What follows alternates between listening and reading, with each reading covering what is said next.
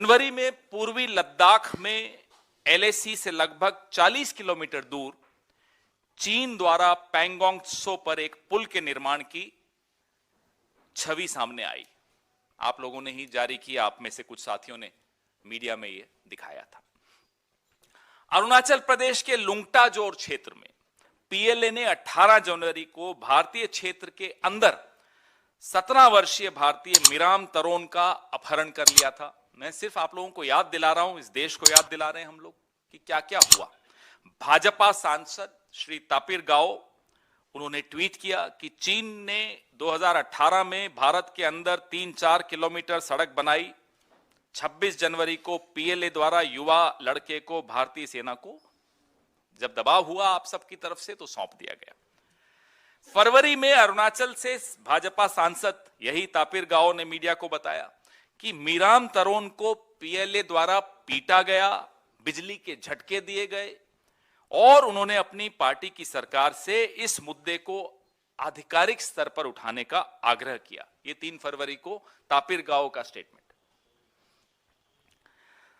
13 फरवरी को मेलबर्न में मोदी सरकार के हमारे सबके विदेश मंत्री श्री एस जयशंकर कहते हैं कि वास्तविक नियंत्रण रेखा एलएसी पर वर्तमान स्थिति चीन द्वारा सीमा पर बड़े पैमाने पर सैनिकों को नहीं लेने के लिए लिखित समझौतों की अवहेलना के कारण उत्पन्न हुई। विडंबना यह है कि यही बयान जो मोदी सरकार के विदेश मंत्री ने 4 जनवरी 2023 को ठीक 1 साल बाद वियना में फिर से दोहराया।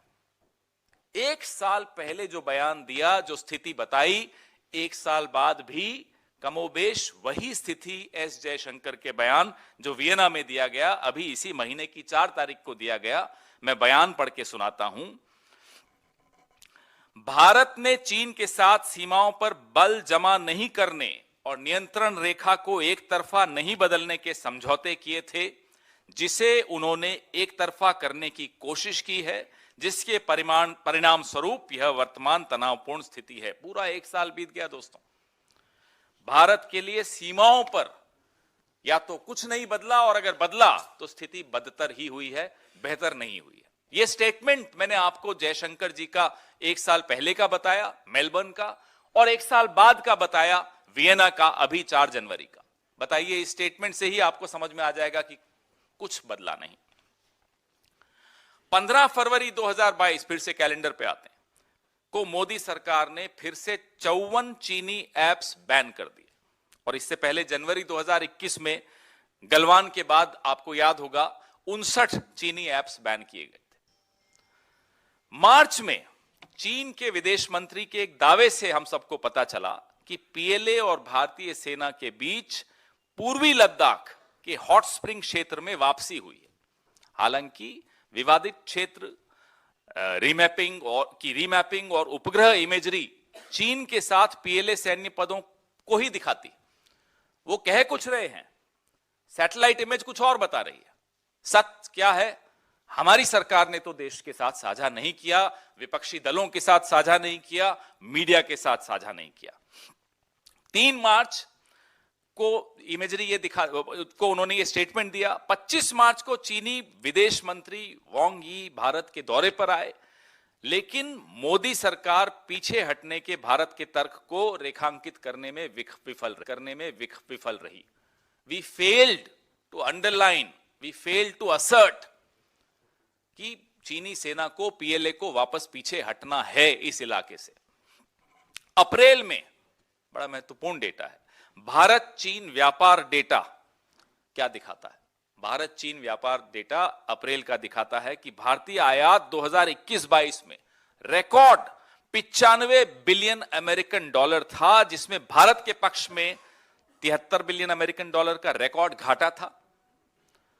यहां तक कि चीन भारत को 2000 वर्ग किलोमीटर तक गश्त देने के अधिकार से वंचित करता रहा, लेकिन हमारा व्यापार देखिए कैसे स्पीड से बढ़ रहा है। और सुषमा जी कहा करती थी कि इस तरह से सीमा पर विवाद हो और व्यापार साथ में नहीं चल सकता। जेटली जी ने भी कई बार कहा, एस जयशंकर जी ने भी कई बार कहा। कहते कुछ हैं करते कुछ और हैं, होता कुछ और है और दिखाई कुछ और देता है। ये इस सरकार की पूरी जन्मपत्री है। मई में राष्ट्रीय सुरक्षा का एक अक्षम्य उल्लंघन हुआ, इसको कभी कोई माफ कर ही नहीं सकता। चीन ने पैंगोंग त्सो झील पर दूसरा पुल बनाया।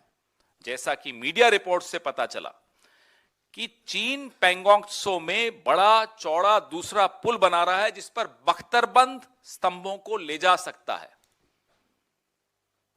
आप बताइए, इंफ्रास्ट्रक्चर की हम बात करते हैं कि साहब हम बॉर्डर पे इंफ्रास्ट्रक्चर बना रहे हैं, ये विवादित क्षेत्र पे इंफ्रास्ट्रक्चर बन रहा है जहां बड़े बड़े बख्तरबंद उनके वाहन आ सकते हैं। जून में मोदी सरकार ने आधिकारिक तौर पर चीन में 2023 में आयोजित होने वाली, इस साल आयोजित होने वाली प्रस्तावित सैन्य गतिविधि के साथ संघाई सहयोग संगठन SCO, शंघाई कोऑपरेशन ऑर्गेनाइजेशन में संयुक्त सीमा संचालन के लिए चीन की योजना का समर्थन किया। हम तो झुकते चले जा रहे हैं साहब। मतलब ऐसा सरेंडर किसी देश के प्रधानमंत्री का अगर देखना हो तो आप आइए, मोदी जी का सरेंडर देखिए।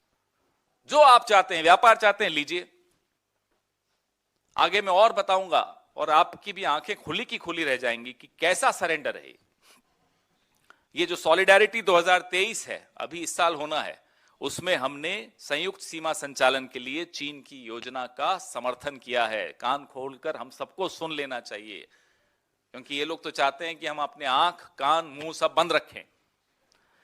जुलाई में मीडिया द्वारा दिखाई गई नई उपग्रह छवियों से संकेत मिलता है कि डोकलाम के 9 किलोमीटर पूर्व में निर्मित एक चीनी गांव, जहां 2017 में भारतीय और चीनी सेना का आमना सामना हुआ था, अब लगभग हर घर के दरवाजे पर कारों के साथ पूरी तरह बस्ती दिख रही है, गाड़ियां दिख रही हैं।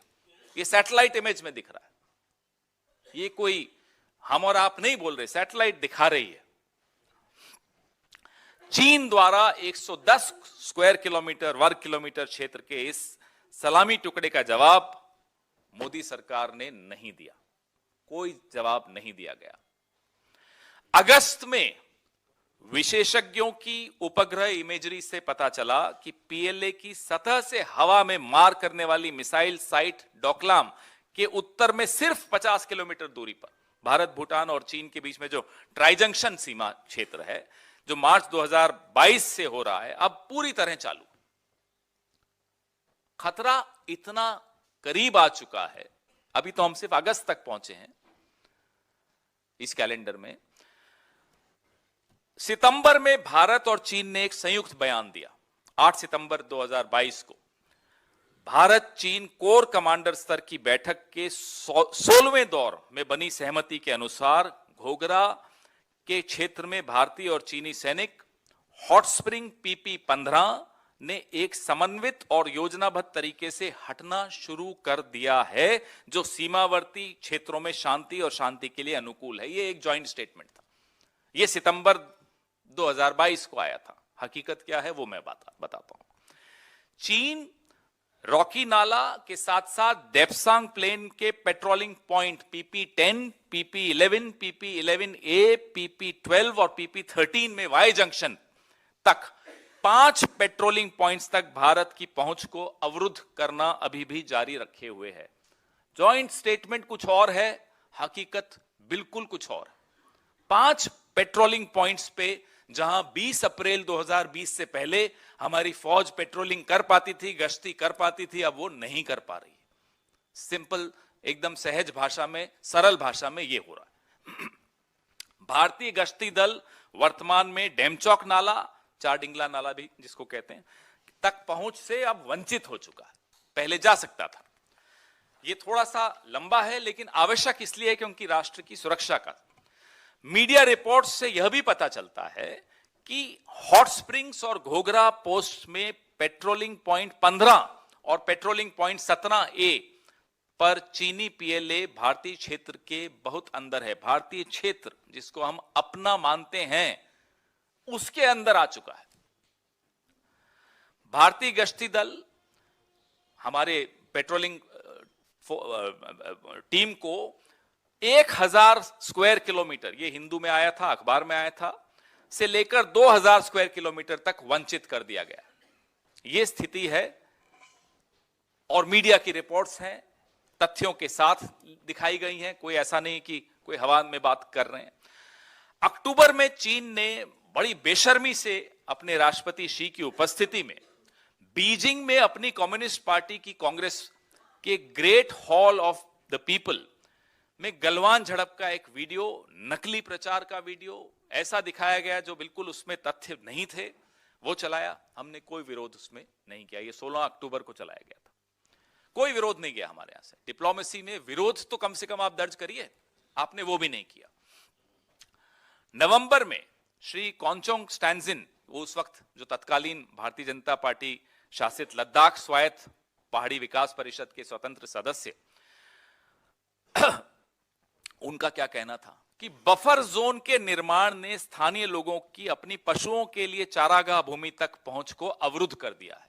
ये उनके वर्ड्स हैं, मेरे नहीं है। यह चौंकाने वाला है कि बफर जोन बनाने के नाम पर हम अपनी जमीन खो रहे हैं। चीन हमारे क्षेत्र में को खा रहा है।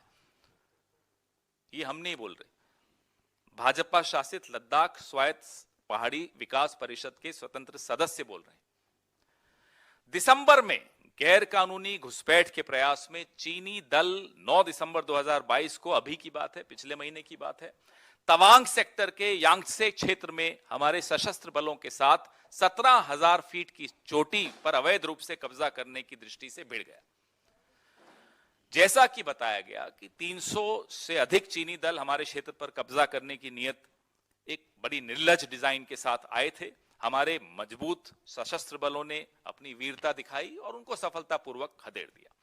दिसंबर 2022 में अरुणाचल प्रदेश के तवांग सेक्टर में भी चीन की घुसपैठ के बाद डोकलाम में जमफेरी रिज तक चीनी निर्माण भारत के रणनीतिक सिलीगुड़ी कॉरिडोर के लिए खतरा है। ये विशेषज्ञ बार बार बताते आए, लगातार आप लोग भी इसको रिपोर्ट करते आए। माइक्रोवेव टावर्स बनाए जा रहे हैं, तो खतरा कितना करीब और किस किस दिशा से आ रहा है, पिछले 1 साल का पूरा कैलेंडर आपके सामने है।